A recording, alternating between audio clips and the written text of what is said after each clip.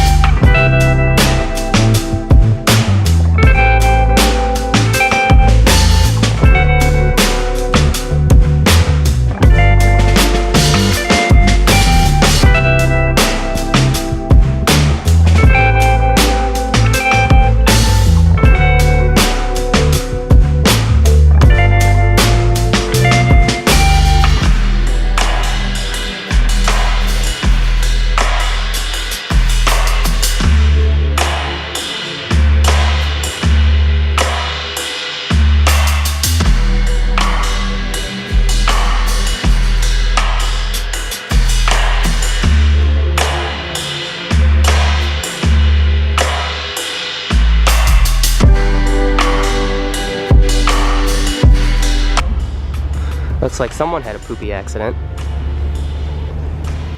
Well, that about does it. We just did a quick, about 25-30 minute walkthrough.